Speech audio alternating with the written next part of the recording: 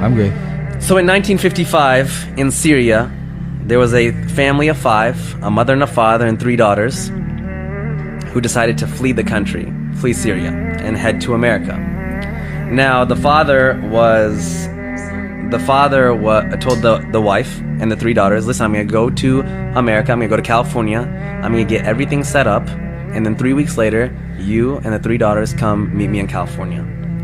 So the father flies to California, is getting everything set up. 3 weeks pass, the mother takes the 3 daughters, and they head, from Syria to America. Their first flight was from Syria all the way to New York City, where they had a layover. Now, when they landed in New York City, the customs said, hey, you guys are here new to America. You need to take all your hijabs off for the green card photo so that you guys can, stay in America. So the mother, being by herself, not really knowing the English language, is nervous and scared. She said, okay, she took the hijab off and took the photo, put it back on. Next oldest daughter did, second oldest daughter did. The third daughter, a 13-year-old girl named Hala Atiq, said when it was her turn, hijab is part of my faith, and I don't want to take it off for this photo. And the security, they kind of went back and forth with her, and they said, well, listen, little girl, we'll send you back to Syria if you don't take your hijab off for this photo. And she said, I would rather go back to Syria, and this is a young 13-year-old girl who flew all the way from Syria to New York, in a foreign country. They're in a foreign country, she should be scared, she doesn't know what's going on. She said, I would rather go back to Syria than stay in this country if you guys are going to take my religious, rights away. Security came, management came, they put her in a back room, they made each older sister go to her separately and talk to her. They had the mother go talk to her. Then the 13-year-old girl said, I don't care who you bring back here, I will not take my hijab off for this green card photo.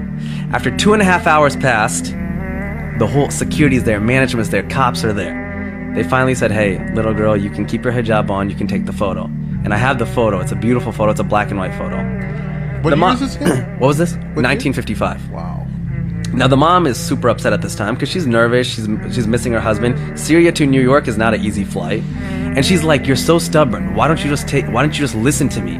So they grab their suitcases and she's like pissed off at her daughter. And they run to their next gate, they miss their flight.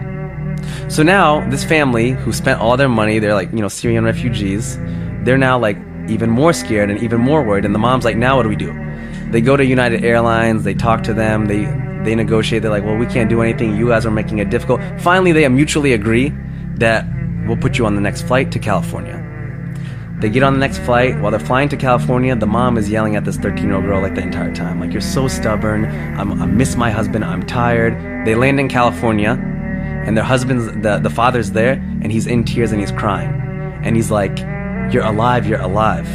And they're like, why wouldn't we be alive? The flight that they were supposed to get on, American Airlines number 191, crashed, killing 295 people. It was the biggest crash in American Airlines history.